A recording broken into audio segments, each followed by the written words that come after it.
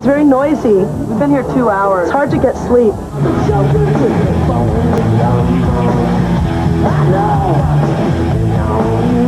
Okay, welcome to our very first television program for Whiplash. And my name is Todd Nichols. I do a radio show on Rock 101, WGIR-FM, Sunday nights, 11 p.m. till 1 a.m. And I want you to listen to the show. We do this every week on the radio station and have lots of fun.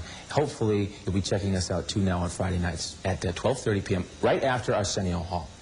And this evening, we're going to feature an excellent band. I get to kind of have an input as to what bands we have here on the show. This is currently one of my favorite bands, the all-female L7 from Los Angeles, California. A new CD on Slash Records, Warner Brothers. It's entitled Bricks Are Heavy. We'll have an interview with these guys, but that's coming up right after our very first video. This is L7 and Pretend We're Dead on Whiplash, the television show.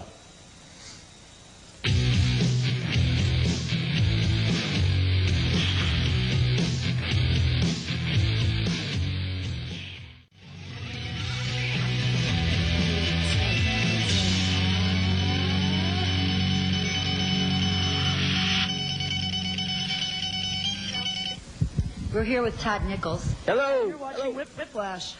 Yes, we're all watching Whiplash tonight. And in the back room here at the Paradise, L7, all the way from Los Angeles, California. You know, I don't mean to start off this interview being difficult, but we're in the front room of Paradise, not the back room. The club is over there. And where's the entrance? Behind us. You can come in the back way. No, you can't. Sure you can. It's the back door. This is our show. We dictate where you come in. This is the back room. Sorry, I'm wrong. Right off the bat, I'm wrong. Wrong.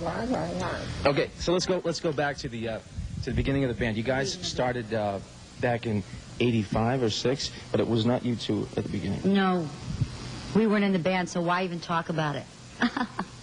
No. Well, it may be insignificant, but that's... Susie and Danita started the band, and they had a boy drummer and another girl bass player, and those. Boy. Yeah, he was a boy. That was bad. L7 didn't. Yeah, he was very bad. It was bad, but it wasn't because he was a boy. Yeah, he was just very bad. So he got canned, and then the other girl left, and then they found Jennifer, and then they had another drummer, and she was very bad, so she left, and then they found me on the doorstep, and they took me in. They cuddled you. They cuddled me and swaddled you. Swaddled me, and they were very impressed with my station wagon at the time, so I was in like Flint. And then how did you come upon the scene with that red hair? Come upon the scene with this red hair? Yes. What a dumb question. Well, you see, All right, we'll there's call it orange. an X chromosome and a Y chromosome, and they come together and make a girl. Okay, well, how did they And how the did they red come hair across? kind You of guys comes all in hang- with it. Okay. You go to one of those trendy, like, new wave stores, and you buy that stuff in a... Forget it. Anyway, the LA scene is a very tight underground music scene, and that's where you guys all came together. Mm-hmm. So you put out your first record on Epitaph, a little record which was pressed for about 1,000 copies. My Todd, you've done your homework. Right? It was I don't have the record, and I want it. You've never heard it? It's going to be I haven't, no. released in July. End of Re-released. July. Re-released. Do we know what By label? Epitaph. Oh, good. Which is Good. Brett Gerwitz's label from Bad Religion.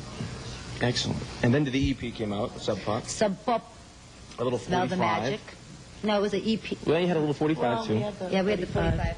That's right, the flavor of the week, month thing, the single of the month or something like that. Okay. Yeah. And now the new record on Slash. Bricks Are Heavy. Right. Yeah, I already found out how you got that too. Bricks Are Heavy. How'd you find that out? I spoke to somebody. And I guess you guys were over in Europe somewhere. Is that right? Yeah. Right. Yeah. And you were signing autographs. Yeah. Well, no, And- one of us was. I mean, not. Was Well, that- we was all you, were. though? No, it wasn't me. Oh. They only I want thought it was- Danita's autograph. No, we were all signing autographs.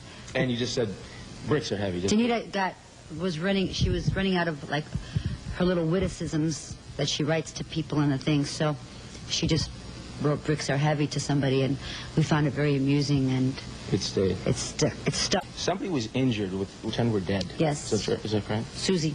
And what happened to Susie? Jennifer Finch, you tell us what happened to Susie. It was very scary because I was the only member of L7 there to witness it as well. because Dee and Danita were in makeup Getting spackled. getting spackled. They were spackling the hag, and it was the first shot of the day, and there was a 5,000-pound crane that the camera sits on that goes over kind of like this type of thing that extends like an elbow. And it wasn't weighted down properly, so when the button was hit, it just went flying upwards because it wasn't weighted, and it bounced and landed on Susie, and she received 32 stitches. Her ear was almost taken off. She had to Hit her have in it the sewn head. back on. Wow. Well, it hit her whole body. She was almost the Van Gogh of grunge rock, as it were. So that was a very treacherous video. So hopefully, Right. I'd say that's probably the single worst experience. Wouldn't you say Yeah, L7 that was has ever definitely the had? worst experience we've ever had. And, but she's okay now and stuff, you know. and you guys are on the road and everything's fine. You didn't stop the tour. Oh, yeah, we So that's canceled. why we're here tonight, right? Well, after the accident, obviously, we did cancel quite a few shows, and I mean, she wasn't well enough to... Oh, I thought you guys hadn't gone on the road. Oh, yeah, we just, like, went to the next show the very next night, right after that accident. Some of the shows, I know that you guys have done some benefits, one being the pro-choice movement, which I guess isn't such a movement. Well, Pro-Choice is an organization that Danita and Jennifer pretty much, they started. You started the whole thing. Yes. Well, with inspiration from everyone else in L7 as well. You guys were the first two to kind of get it going, and we you know, we all worked and helped and did stuff, but it was our organization. The organization is called Rock for Choice, and we've always played benefits. We've always felt strongly about giving back to the community. We've played AIDS awareness benefits. We've played benefits for the homeless. We've played benefits right for our local radio station, Peace Rally, as Dee mentioned.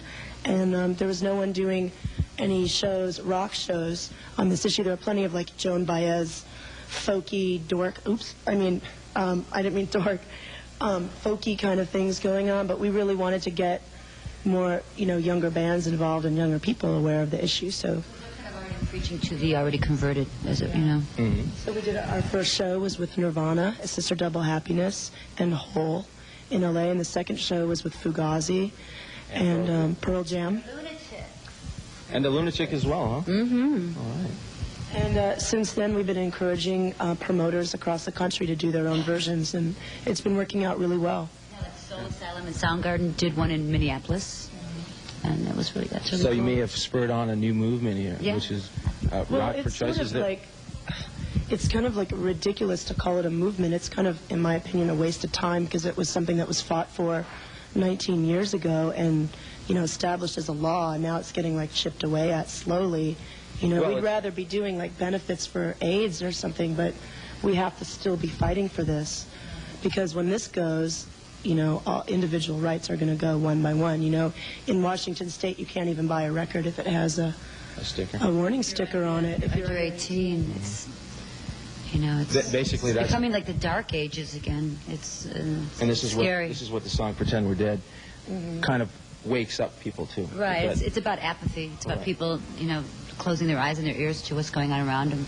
Okay, once again, Dee Plackus, the drummer from L7. She's going to say bye now Bye-bye. because she's hungry. And Jennifer Finch, too. Bye, Jennifer. Oh, goodbye. Bye. Bye, y'all. It's Whiplash, the TV show. Whiplash, the movie, part 3. TV show. Okay. It's all over. Bye.